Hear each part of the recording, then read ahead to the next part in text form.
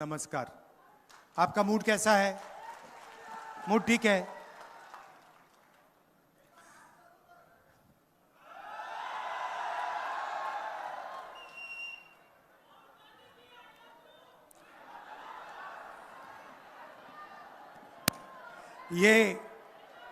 ये love you शब्द जो है, ये भारत जोड़ो यात्रा के बाद जब मैंने कहा कि नफरत के बाजार में मोहब्बत की दुकान खोलनी है, तो ये तब से चला है।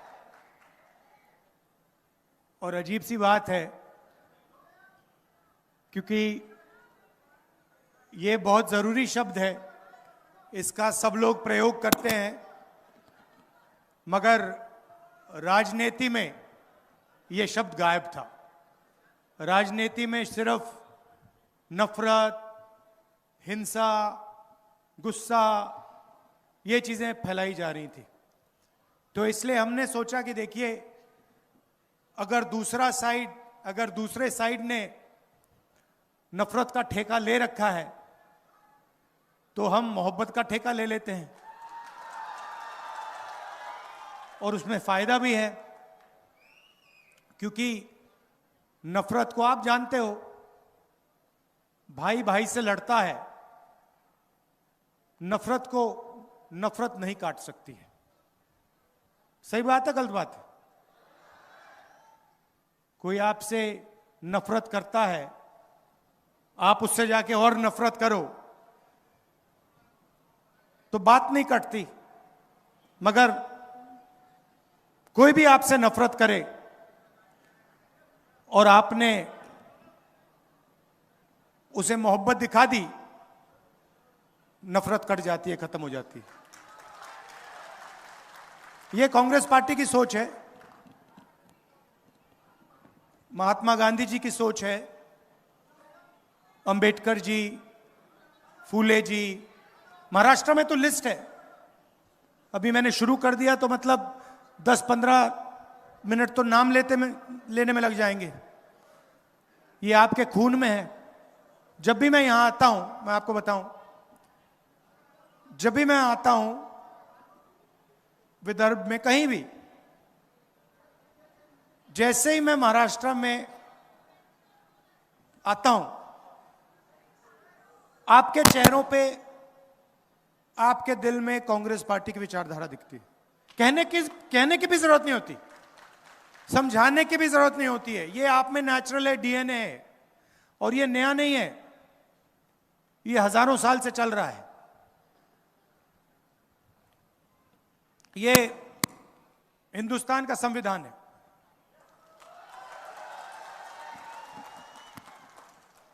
मोदी जी कहते हैं कि लाल रंग वाला संविधान दिखा रहा हूं। मतलब इसके अंदर जो लिखा है,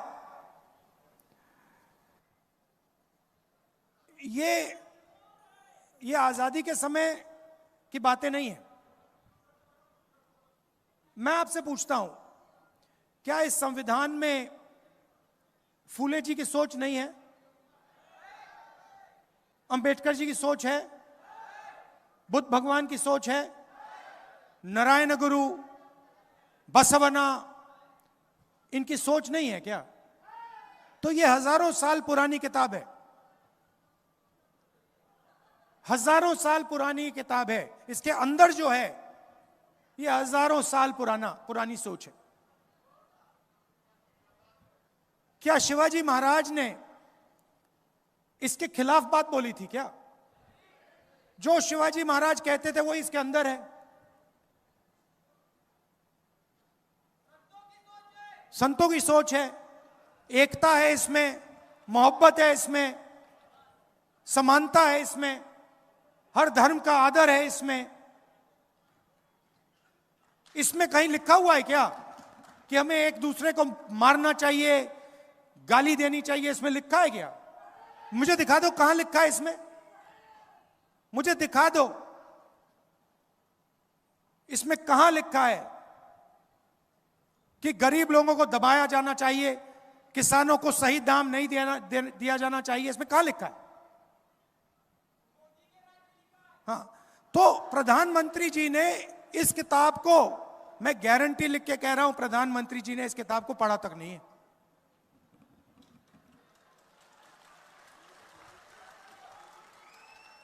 क्योंकि अगर प्रधानमंत्री ने यह किताब पढ़ी होती तो जो इस किताब के अंदर लिखा है उसकी रिस्पेक्ट करते।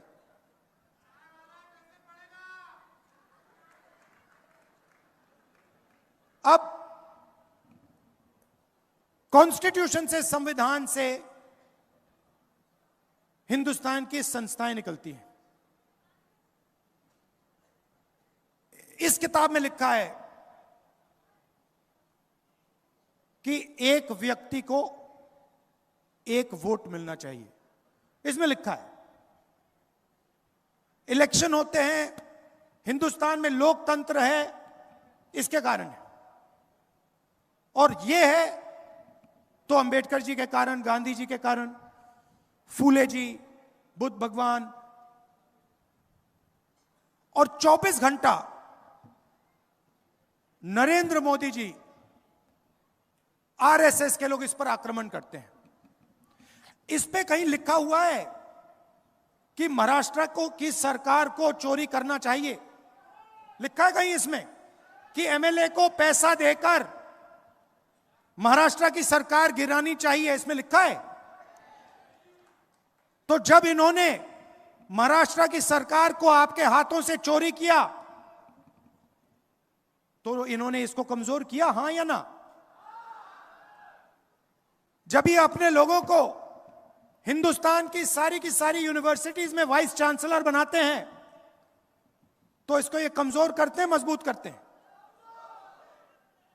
जब ये किसान को सही एमएसपी नहीं देते, जब ये अदानी और अंबानी जैसे लोगों का 16 लाख करोड़ रुपए कर्जा माफ करते हैं, इसको ये मजबूत करते हैं, कमजोर करते हैं? सीधी सी बात है। मुझे दिखा दो इसमें कहां लिखा है कि अदानी जी जैसे लोगों को 16 लाख करोड़ रुपए कर्जा माफ करके देना चाहिए? इसमें कहां लिखा है कि महाराष्ट्र से बड़े बड़े उद्योग लेकर दूसरे प्रदेशों में भेज देने चाहिए?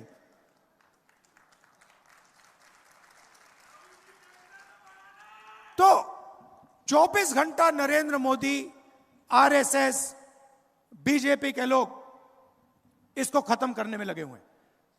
सामने से नहीं बोल सकते, क्योंकि सामने से बोल दिया, गलती से भी बोल दिया तो फिर हिंदुस्तान की जनता एकदम उन पर टूट पड़ेगी। इसीलिए वो छुप छुप कर बंद कमरों में संविधान की हत्या करते हैं। क्या जब आपकी सरकार छीनी गई, जब विधायकों को करोड़ों रुपए दिए गए, उन्होंने वो काम बंद कमरों में किया या आपके सामने किया? बंद कमरों में किया ना।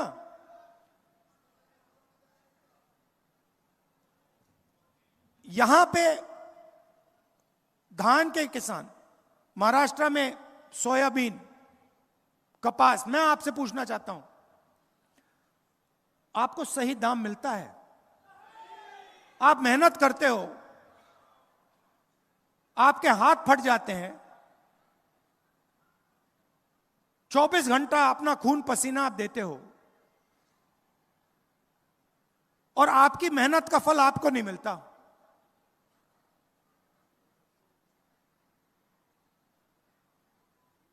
अदानी जी के हाथ नहीं फटते, मैंने हाथ कभी मिलाए नहीं है, मगर मैं जानता हूं बिल्कुल मुलायम मुलायम हाथ होंगे उनके।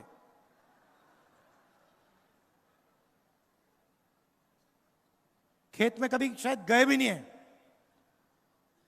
मगर हिमाचल में अगर आप सेब बेचना चाहते हो तो पहले अदानी जी के गोदाम में डालना पड़ेगा। नरेंद्र मोदी जी 3 काले कानून लाए, देश में सारे के सारे किसान उसके खिलाफ खड़े हो गए और नरेंद्र मोदी भाषण में कहते हैं मैं तो ये बिल किसान के फायदे के लिए लाया था। अगर आप किसान का फायदा करने की कोशिश कर रहे थे तो किसान सड़कों पे क्यों उतरा? क्योंकि किसान जानता है कि आप किसान की कभी मदद नहीं करते हो।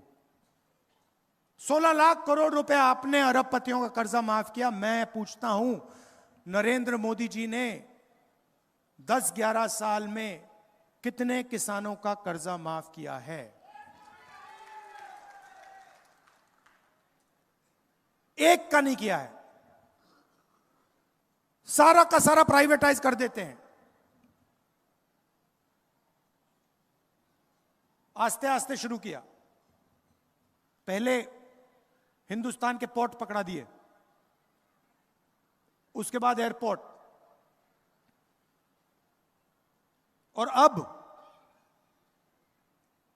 1 लाख करोड़ रुपए धारावी की जमीन अदानी जी के हवाले की जा रही है। और मीडिया में आपने सुना है क्या? मीडिया में आपने कभी, टीवी देखते हो, किसान का चेहरा देखा आपने टीवी पे? कभी टीवी पे आपने मजदूर को देखा है? कभी बेरोजगार युवा को चिल्लाते हुए देखा आपने? अंबानी की शादी देखी ना, डांस गाना देखा ना आपने वहां पे? मोदी जी गए थे ना, राहुल गांधी गया था। तो सीधी सी बात है, वो उनके हैं, मैं आपका हूं।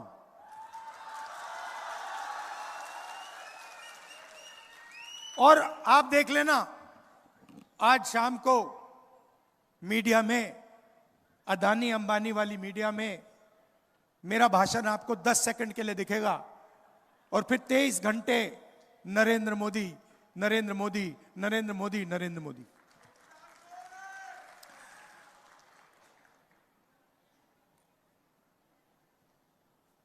हिंदुस्तान में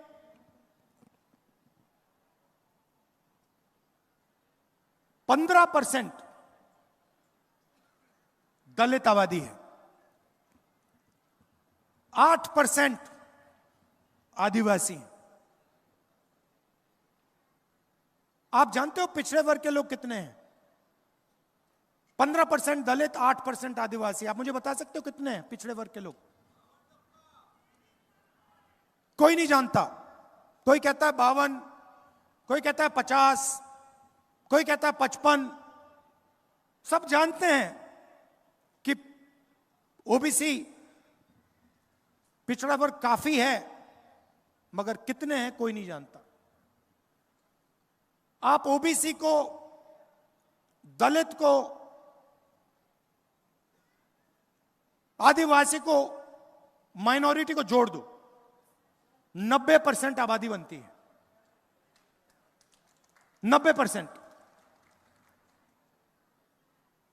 हिंदुस्तान के कम से कम 50%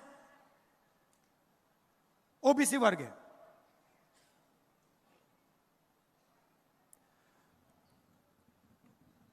और 24 घंटा नरेंद्र मोदी जी अपने आप को ओबीसी कहते हैं। सुना आपने?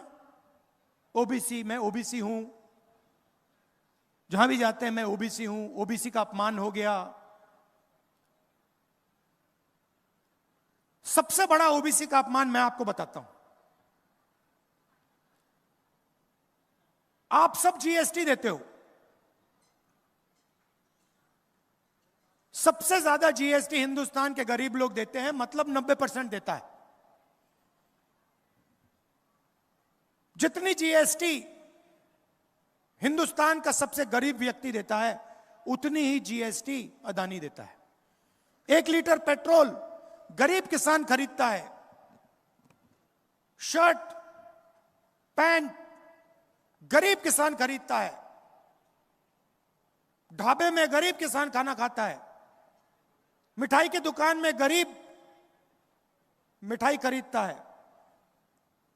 जितनी जीएसटी वो देता है, उतनी ही जीएसटी अदानी देता है।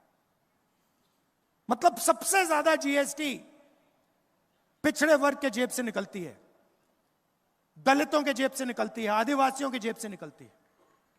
सच्चाई है ये। अदानी जीएसटी नहीं देता,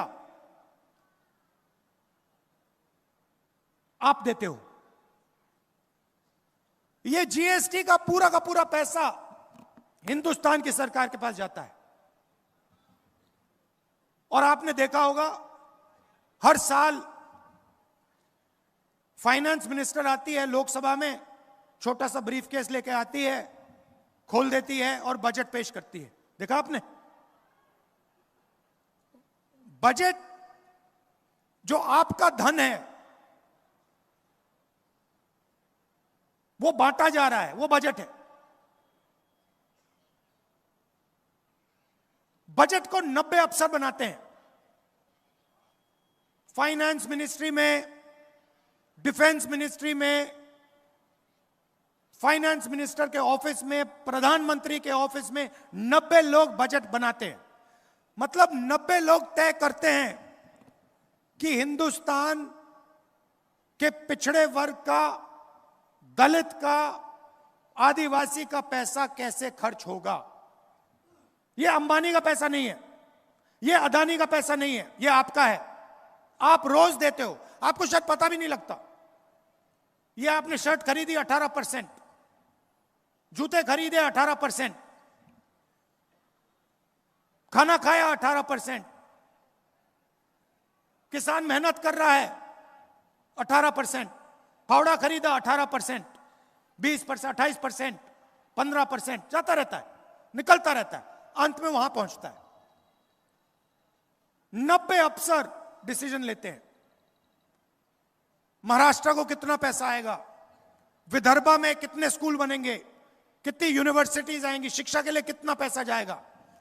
90 अफसर में से पिछड़े वर्ग की आबादी 50%, 90 में से 3 पिछड़े वर्ग के हैं। और अगर हिंदुस्तान की सरकार आपका पैसा खर्च करती है, पिछड़े वर्ग का पैसा खर्च करती है, 100 रुपए खर्च होते हैं, तो आपके ओबीसी अफसर 5 रुपए का निर्णय लेते हैं। यह है ओबीसी का अपमान। आपकी आबादी 50%, आपकी भागीदारी 5%, यह सच्चाई है। दलित अफसर, आपकी आबादी 15%, 100 रुपए का निर्णय होता है, आप 1 रुपये का निर्णय लेते हो। आपकी भागीदारी 15%, 100 रुपए में से 1 रुपया आपका। और आदिवासी भाई, उनकी आबादी 8%, भागीदारी 100 रुपए में से 10 पैसे। भागीदारी 100 रुपए में से 10 पैसे उनके। तो अगर आप पिछड़ों को, दलितों को, आदिवासियों को जोड़ दो, 100 रुपए खर्च होते हैं, 6 रुपए 10 पैसे का निर्णय आप लोग लेते हो। यह है असली अपमान। इसीलिए मैं हर स्पीच में कहता हूं, और लोकसभा में मैंने कहा है कि लोकसभा में कांग्रेस पार्टी 2 काम तो करके दिखाएगी। पहला काम, जाति जनगणना, कि इस देश के हर दलित को, हर आदिवासी को, हर पिछड़े वर्ग के व्यक्ति को पता लग जाए कि उसके जेब में से कितनी चोरी हो रही है और कैसे हो रही है।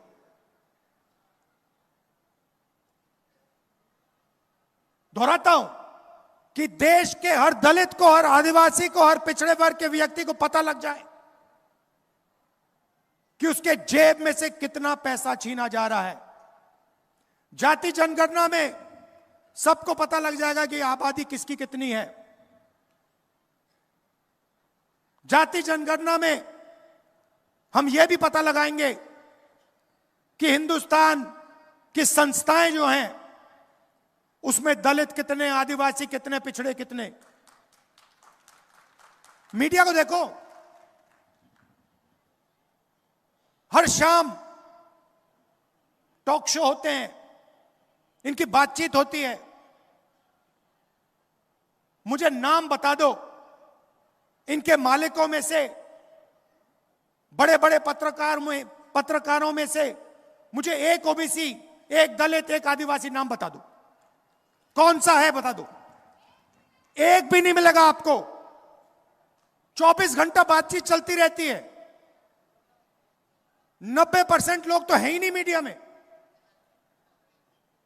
हिंदुस्तान की सबसे बड़ी कंपनियों की बात करो, 200 सबसे बड़ी कंपनियों की लिस्ट निकालो, उनके मालिकों की लिस्ट निकालो, मुझे दिखा दो उनमें ओबीसी कौन है, दलित कौन है, पिछड़े वर्ग का आदिवासी कौन है। कोई नहीं है, एक नहीं है। अदानी जी की कंपनी की लिस्ट दिखा दूंगा आपको, मैनेजमेंट की लिस्ट दिखा दूंगा, उसमें एक आपको ओबीसी नहीं मिलेगा, एक दलित नहीं मिलेगा, एक पिछड़ा वर्ग का नहीं मिलेगा। करोड़ों रुपए की सैलरी होती है, मगर उसमें एक दलित नहीं, एक आदिवासी नहीं, एक पिछड़ा नहीं। और गलती से एक आ गया तो उसको पीछे कमरे में बैठा देंगे। यही हालत जुडिशरी में। प्राइवेट अस्पतालों की बात करो, मुझे बता दो कौन से प्राइवेट अस्पताल का मालिक दलित वर्ग का है, आदिवासी वर्ग का है, पिछड़े वर्ग का है, नाम दे दो मुझे। और यही शिक्षा में बात है। Private college, private university, private अस्पताल, सारा का सारा प्राइवेट हो रहा है। पहले पब्लिक सेक्टर हुआ करता था, उसमें दलितों को, आदिवासियों को, पिछड़ों को जगह मिल जाती थी। आस्ते आस्ते वो सब बंद हो रहा है। इसलिए हमने कहा है भैया जाति जनगणना होगी, लोकसभा में होगी, राज्यसभा में पास होगी, हम करेंगे। कॉन्स्टिट्यूशन में लिखा है समानता होनी चाहिए, इसमें लिखा है, इसमें लिखा है हर व्यक्ति को एक वोट मिलना चाहिए, इसमें लिखा है समानता होनी चाहिए, इसमें लिखा है हिंदुस्तान की संस्थाएं हिंदुस्तान की जनता की संस्थाएं हैं, किसी एक व्यक्ति की नहीं है। तो पहला काम जाति जनगणना, दूसरा काम ये जो 50% का बना रखा है, रिजर्वेशन का लिमिट लगा रखा है, इसको तोड़ के हम अलग कर देंगे, परे कर देंगे। हमें 90% वाला हिंदुस्तान चाहिए, जिसमें किसानों की रिस्पेक्ट हो, मजदूरों की रिस्पेक्ट हो, छोटे व्यापारियों की रिस्पेक्ट हो। आज 20-25 लोगों के पास हिंदुस्तान का पूरा धन है। छत्तीसगढ़ में हमने सरकार बनाई, हमने पहले ही वायदा कर दिया कि हम धान के लिए छत्तीसगढ़ के किसान को 3,000 रुपए देंगे, खत्म। और फिर चेक कर लो, छत्तीसगढ़ के लोगों से जाके पूछ लो मिला या ना मिला। कर्नाटक में हमने कहा कर्जा माफ होगा, महालक्ष्मी योजना होगी, महिलाएं बस में फ्री जाएंगी, पता लगा लो हुआ या नहीं हुआ। तो मैंने मन बना लिया है, जितना पैसा नरेंद्र मोदी अरबपतियों को देगा, उतना पैसा हम महाराष्ट्र के किसानों को, मजदूरों को, गरीबों को देंगे। इसीलिए हमारी पहली योजना, यहां जो महिलाएं आई हैं आप अच्छी तरह सुन लीजिए, महालक्ष्मी योजना, हर महीने 3,000 रुपए आपके बैंक अकाउंट में खटाखट अंदर। और महाराष्ट्र में जब आप बस में जाएंगी, आपको अपने जेब से 1 रुपया नहीं देना पड़ेगा। किसानों को 3 लाख रुपए तक का कर्जा माफ होगा, और चाहे वो, और आपकी प्रोक्योरमेंट होगी तो एमएसपी पे आपकी प्रोक्योरमेंट होगी।